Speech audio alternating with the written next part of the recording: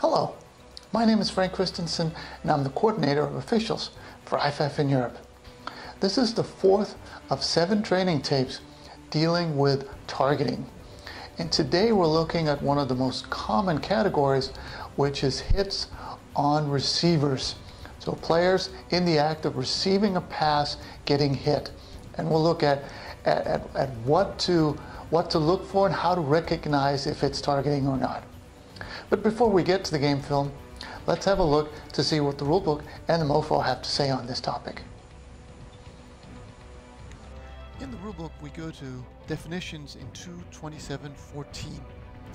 A defenseless player is one who, because of his physical position and focus of concentration, is especially vulnerable to injury. When in question, a player is defenseless. Examples of defenseless players include, but are not limited to: A player in the act of or just after throwing a pass. B, and this is the focus of this training tape, a receiver attempting to catch a forward pass or in position to receive a backward pass, or one who has completed a catch and has not had time to protect himself or has not clearly become a ball carrier. C, a kicker in the act of or just after kicking a ball or during the kick or the return. D, a kick returner attempting to catch or recover a kick, or one who has completed a catch or recovery and has not had time to protect himself or has not clearly become a ball carrier. E, a player on the ground. F, a player obviously out of the play. G, a player who receives a blindside block. H, a ball carrier already in the grasp of an opponent and whose forward progress has been stopped. I, quarterback anytime after a change of possession. And finally, J, a ball carrier who has obviously given himself up and is sliding feet first.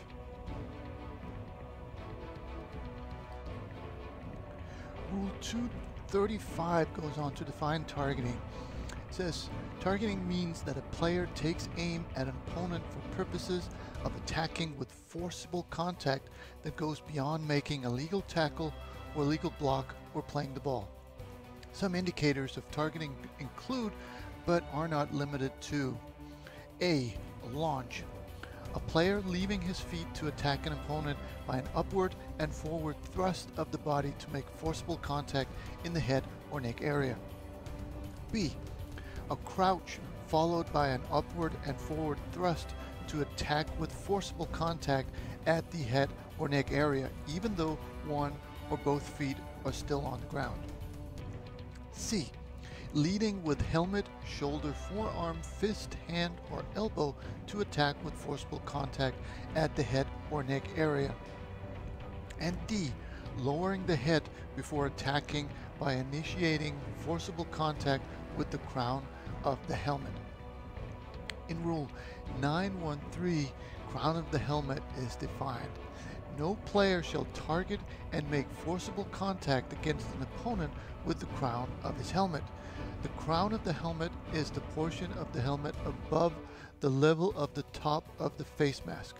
This foul requires that there be at least one indicator of targeting. When in question, it is a foul. And 914 says, no player shall target and make forcible contact to the head or neck area of a defenseless opponent with the helmet, forearm, hand, fist, elbow, or shoulder.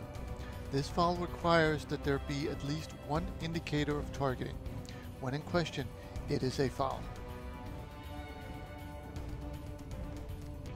In the MOFO, we go to penalty administration in the points of emphasis. 131E says, if your flag is for targeting, you must have direct verbal communication with at least one other official prior to reporting the foul to the referee. And we finish off in penalty administration under calling fouls. 1911, number 8 says, if your flag is for targeting, you must have direct verbal communication with at least one other official prior to reporting the foul to the referee. Rarely does targeting occur when there are not multiple views of the action. Because the penalty involves mandatory disqualification, we require this communication to reduce the risk of an incorrect call. And that was the book. Now let's have a look at some game film.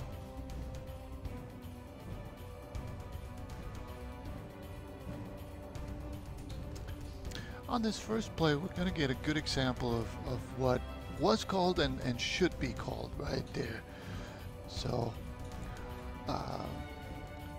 we've got a receiver. He's in the process of catching the ball. He's vulnerable, and here comes the defender.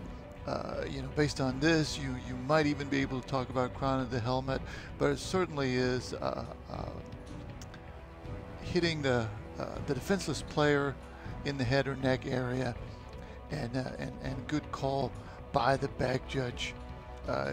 Hope that we also have flags from one or both of the deep wings. I would say for the umpire, don't necessarily go looking for this. I mean, you do a good job of turning around there, but your primary help here should be catch, no catch. You shouldn't necessarily be looking for fouls. Obviously, if you feel you see enough of it, you can go ahead and call it, but you'd never get a downgrade for not calling this, simply because it shouldn't be in your mindset to be looking for fouls when you come around like this. I mean, just like we would never give an umpire a downgrade for not calling pass interference in a situation like this.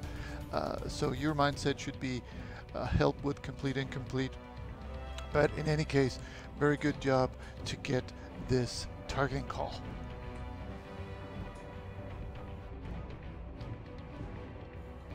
On this play, we're looking at B9, the safety here, who's going to come across and hit a potential pass receiver right there. And it happens really quickly, and so we have to be ready for this.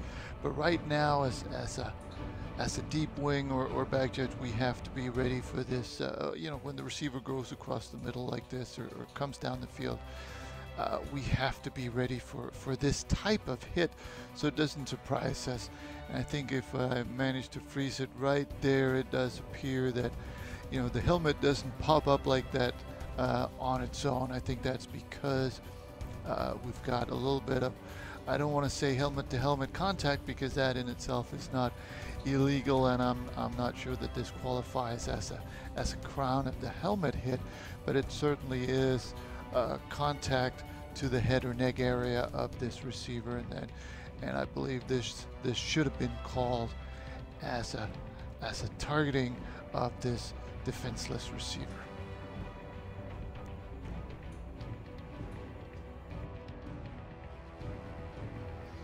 On this play, we're looking at the left linebacker there, B39, I believe it is. I apologize for the hardly legal jersey numbers there, but it is the linebacker who's going to go into pass coverage, and now he's going to come around there. So initially, it's kind of hard to tell how much forcible contact there is, because the covering cornerback is going to pull the receiver towards the sideline. But I think from this freeze here, I think you can tell that there is quite a displacement of the receiver's helmet, so that takes care of the forcible part of it.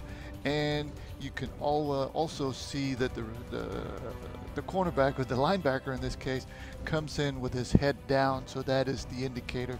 So really, you could go either targeting a defenseless player who is the pass receiver, or you could go crown of the helmet here. You could go either way. And again, this happens really quickly, so we have to be ready for it when it happens. But this is one that should be called. Now, who can see this?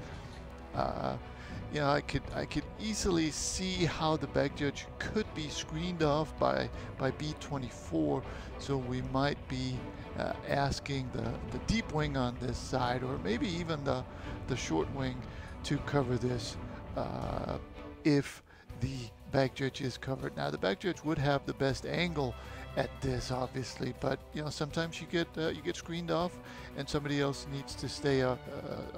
Somebody needs to step up, and in this case, it would have been good to get this called as it should have been.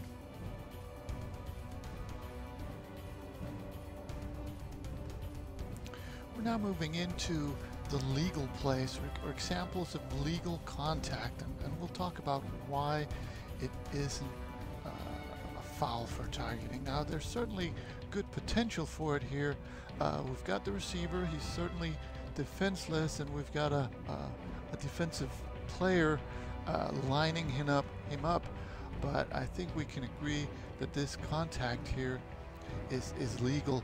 We can also see from this angle here, and we'll get an even better shot from the end zone, that his helmet is dipping down first, which typically is an indicator that the forcible contact is in the chest area. So this is legal contact, as we'll be able to see from the end zone shot. And from the end zone view, we get a much better look at basically what the back judge is seeing. And you know, right now we have to be thinking, we have to be ready for a hit. I mean, unless the receiver is in the clear and's got a clear path towards the end zone, we have to assume that this is going to end in violent contact or forcible contact.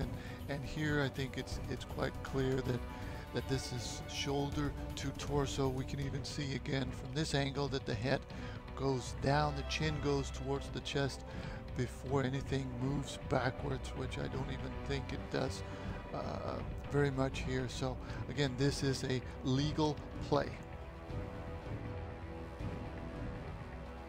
Here's another legal play or legal hit, and there are several aspects of this play that are similar to the previous one. First of all, we've got this type of pass where now you know where the ball is going, you know who's going to receive it, and you know the defenders are dialed into him, so you know there's going to be a hit. So you have to be ready for it. Here, I think it's fairly obvious, at least from this angle, that he's coming in with the shoulder first, shoulder to torso again.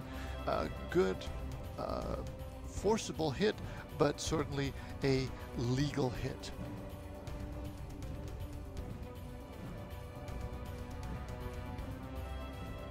We're looking at the receiver at the top of the screen, and this one is illegal simply because there just isn't enough forcible contact. I'm sure there is some contact to the receiver's helmet. There might even be some helmet-to-helmet contact, not that that really makes much of a difference.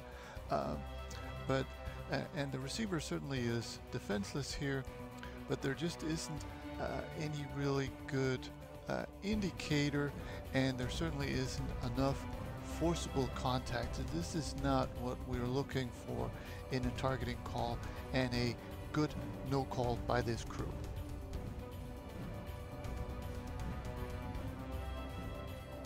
Here's another legal hit, and this is really as close to perfect as we're going to get. We've got head to the side, shoulders coming in, he's wrapping up, low contact, and this is just a perfect form tackle, and you know, obviously not what we're looking for in a targeting situation. Even though we certainly have all the indicators, the receiver is focused on the ball, we know he's going to take a big hit right here, but this is perfect and this is legal. On this final play, the slot back is going to be the intended receiver, and the safety is going to hit him over the middle.